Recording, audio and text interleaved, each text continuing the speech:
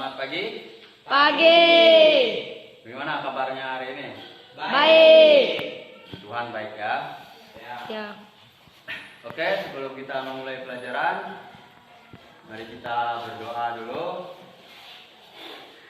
Berdoa, mulai. Doa selesai. Saya absen dulu ya.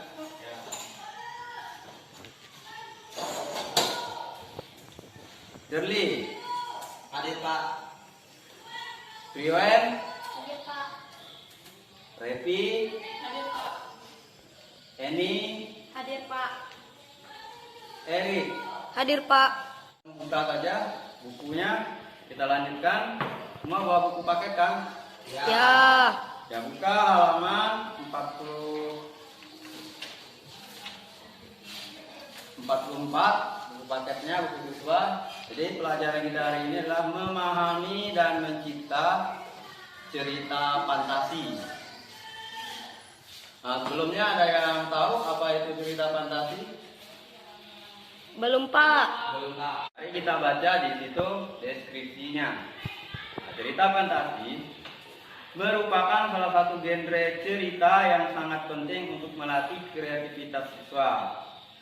Berfantasi secara aktif bisa mengasah kreativitas, ya.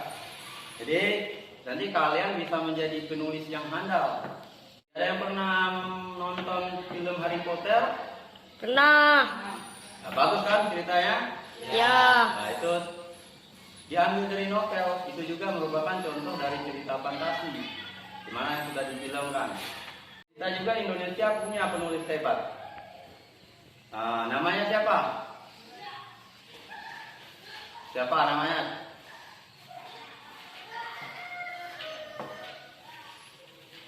Yaitu Ugi Agus Tono. Ugi Agus Tono juga penulis Indonesia yang sangat hebat. Dia menulis cerita fantasi berdasarkan pengamatannya terhadap Pulau Komodo.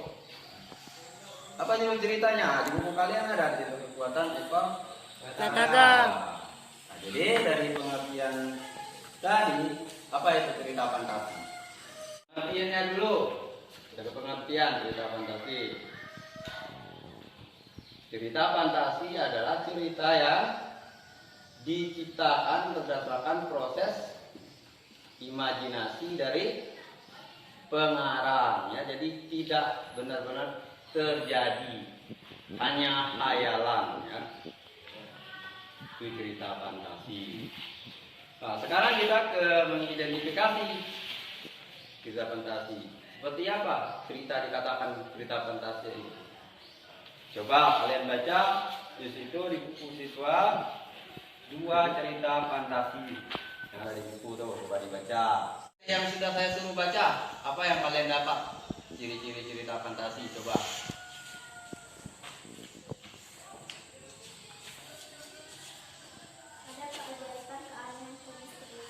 Oh, bagus ya.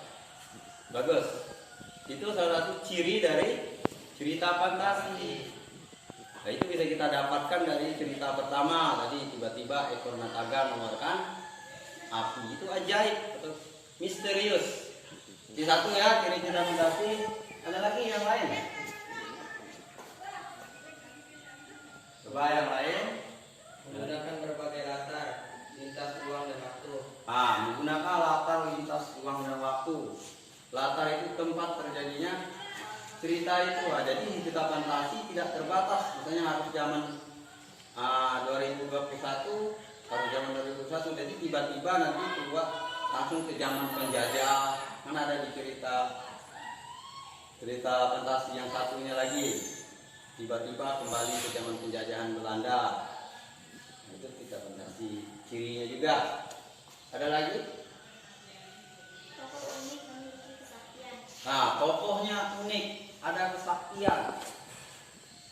Di cerita fantasi pertama tadi ada ya, ketika tiba-tiba keluar api, itu sakti mandraguna. Ada lagi yang lain? Bersifat fiksi. Fiksi itu apa? Ada yang tahu fiksi? Bukan kejadian nyata. Iya, bukan kejadian nyata. Dikarang saja berdasarkan khayalan. Sampai di situ Jadi paham ya, suatu cerita dikatakan fantasi jika mengandung hal-hal yang tadi ya, yang kalian sebutkan tadi. Baik, ada yang mau ditanyakan seputar ini? Tidak. Tidak ada ya, paham ya semuanya? Paham. Nah, jadi ini saya Bapak beri tugas di rumah ya. Beri tugas di rumah. Di situ di halaman 58 ada ruang dimensi alfa.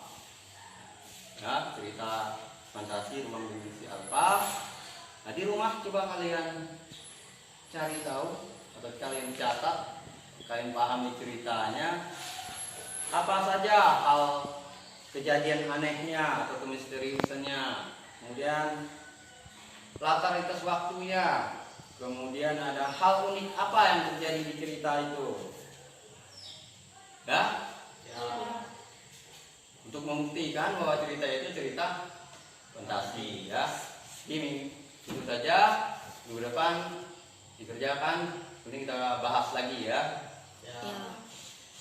Nah, hari ini itu saja, di rumah jangan lupa belajar supaya lebih pintar lagi ya. Ya. Terima kasih atas perhatiannya. Selamat pagi. Pagi.